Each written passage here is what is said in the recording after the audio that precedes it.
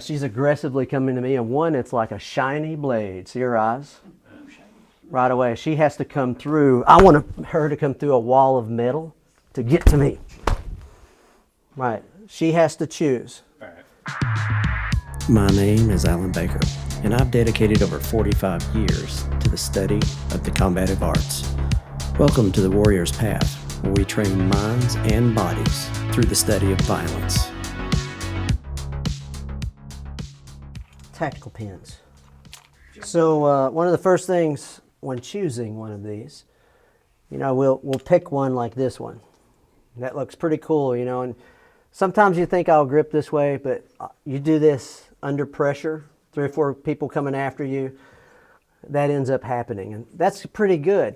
But also what happens is I'll drop it, and in the scuffle I'll pick it back up, and I'm like, I'm going to hit that guy, and I'll do the same thing. See what happened? You don't always get to choose which end. So when you're looking at one, consider putting your thumb on that end too. It will happen. So, you look at that one. That's not too bad, right? It works on both ends. That's something to consider. Another thing is, see this little clip? So if I misgrab this thing, and one of the best ways to train these is on logs. And I hit that thing. Hear the gasp in the room? Where's it at? Oh, here we go. See how that one's bent up? Yeah. Why is it bent up? Because I had to take that out of one of my guys' hands. And I'm like, I'm retiring it, and I take it with me so I can talk about it. And it's rounded. See that? And it still went in his hand. So that's something to take into consideration as well when you look at those things. Another is I'll dip it in oil, grab it, and I'll hit that log again. And sometimes it'll pop right out. Some won't. Like the surfaces on this one is pretty good. But that's the next thing on the list is, does it have good grip that's not going to go in my hand, right? How aggressive they look does matter, because TSA sometimes will pick them out and go. They don't like the glass breaker. Yeah, this is not one that's made. They make these things that they're made out of different materials, but they're still just a marker. This is fantastic. And it's not designed for offense or defense. Like the actual. Yeah, I've got one of the tactical ones. 2 of them actually. One's a Min-2, one's a Sharpie that has you break the end and it has lock picking stuff. And a lot of them will come apart after a couple of licks. And again, I know I'm hitting a log, but I got some guys, their noggin is like a piece of wood. Spoons. It's a common joke. Ed just smiled. I built a program one time around this because how hard is this to find? This is a really great tool. Like you could still get metal spoons on first class in Delta. I walk by them all the time and going, why the heck would they put that on here? Nobody looks at it that way.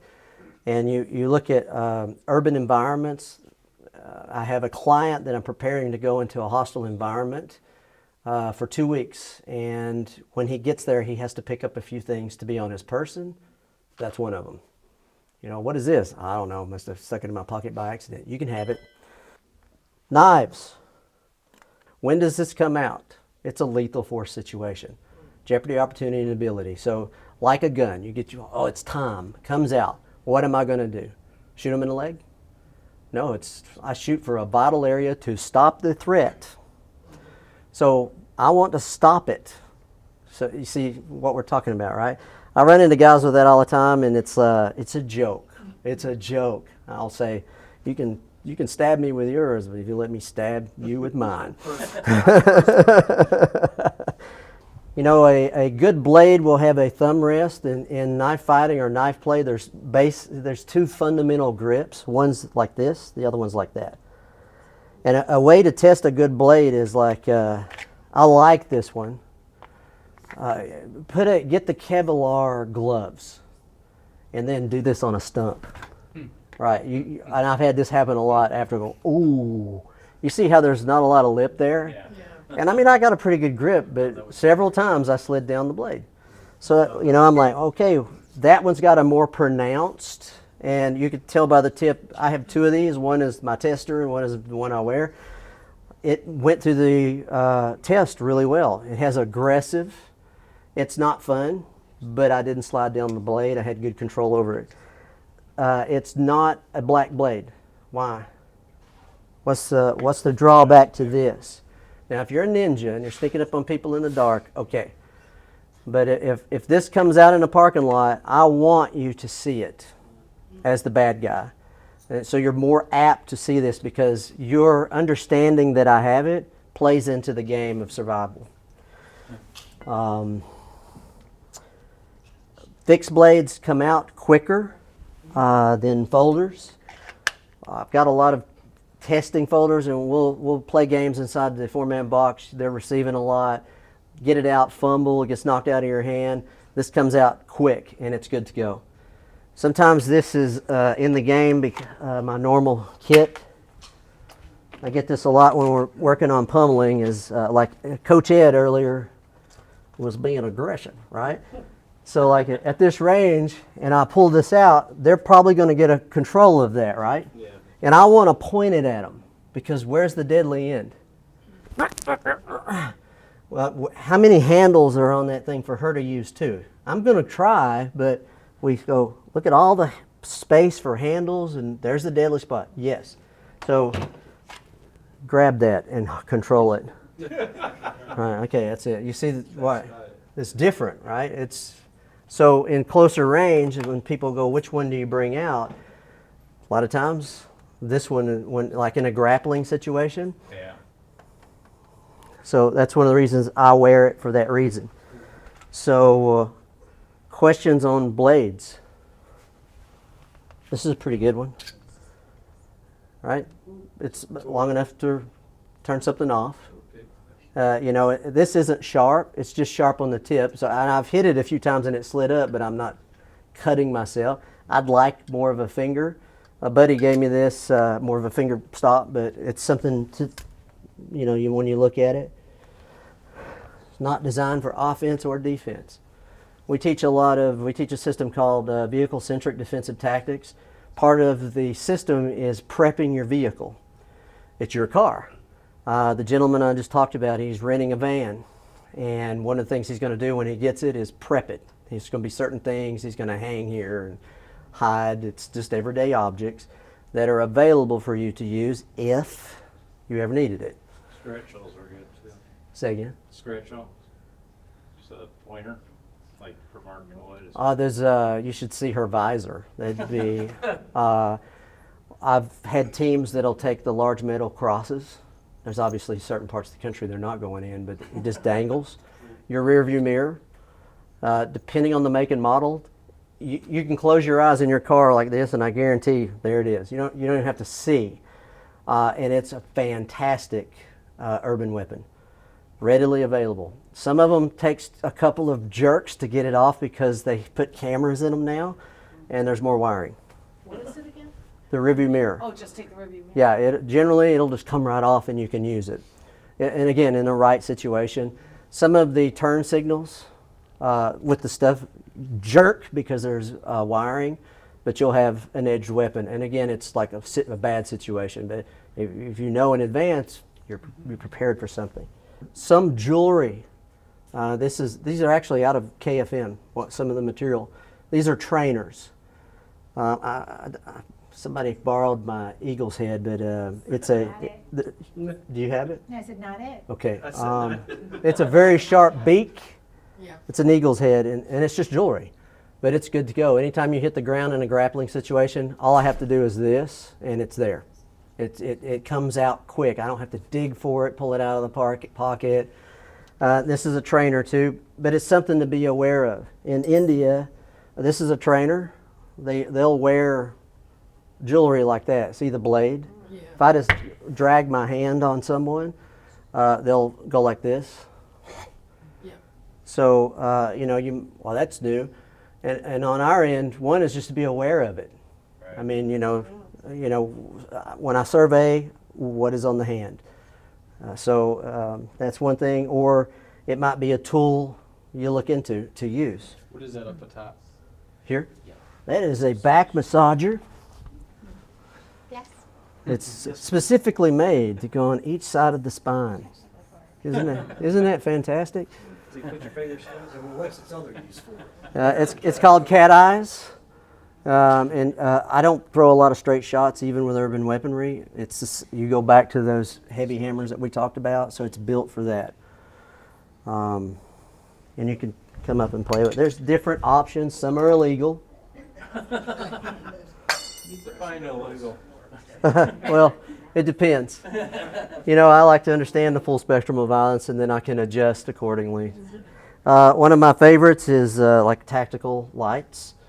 One of the ways we get them out of the pockets, you can tell I've trained in this a few times, is I'll just pop it up like that, hook it, and it's good to go. Sorry, sir.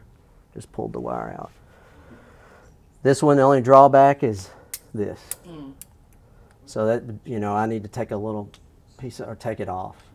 But it's nice. One of the things I'd like that I'm looking into now, the Neo Mags. You guys seen Neo Mags? Yeah. That is a magnetic clip inside the pocket. It can be accessed the same way. And it's ready to go. I mean, it could go. It's not a clip on them. Right? No, Okay. it's in the pocket, and it has magnets. Oh, that's cool. Yeah, for the way I use them, it's great. So, what I would like is to get one for this. So the light doesn't have to have that little trigger on it if I use it for That just gives you better striking, or like this? It eliminates what? No, when you're using the mag or the flashlight, is that for striking? this is an urban weapon. I mean, it could go in this too, but like if it hasn't elevated to a lethal force situation, and for me, weapons come first. I'm not going to, if it's a fight, he's got to go through all these things to get me down to bare knuckle, because it's war science. I want to cheat. So I carry that, and sometimes you can carry them here too. They're harder to access under pressure. So I might put it in the 4-man box, have my guys put gloves or mitts on, go to town on me, and then I practice drawing these things out. And sometimes, you learn a lot, which is how all of this came into being. So how do you use the magazine in that sense? Just like a rolled up roll of quarters to blast? Or Earlier just when slash? Jen did the heavy hammer, Okay, got it. Good. we just hit the pad with it.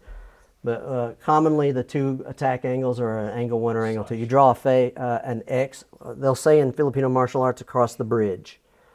Because in a fight, I want to take certain things. Somebody brought this out in class, and then one of them is your sight immediately. I take things before I put myself in danger. Right. So that's one of the reasons they'll say cross the bridge. Same thing with this. That's one of the first things they'll play is take that out. Plus, earlier we talked about intent. Let's not use a live blade. Yeah. Thank you. She's aggressively coming to me, and one, it's like a shiny blade. See her eyes? Right away. She has to come through. I want her to come through a wall of metal to get to me. Right. She has to choose. All right. Filipino martial arts, I go get her, but that's not necessarily a good thing to explain to a law enforcement officer in this country. So it's great information, but I have to use it differently. They have to make the choice. And hopefully, like the shiny blade, I go, hey, man. And you're probably going to tap an extremity and go, you're bleeding. Because we don't want to go there unless it's 4 dudes in an alleyway with Jen and her son. Is that valuable for urban weaponry? Yeah. The next one is something we're about to look at is this environment. The guys talked earlier about going in a room and doing what I call advance work. You can hire a bodyguard and he'll advance a trip for you, a location. And they'll go in, they'll know all the exits, they know all the people, they know where the guns are, the good guys, bad guys, the works. Medical facilities, what are the 4 routes I'm going to take to the place I'm going to.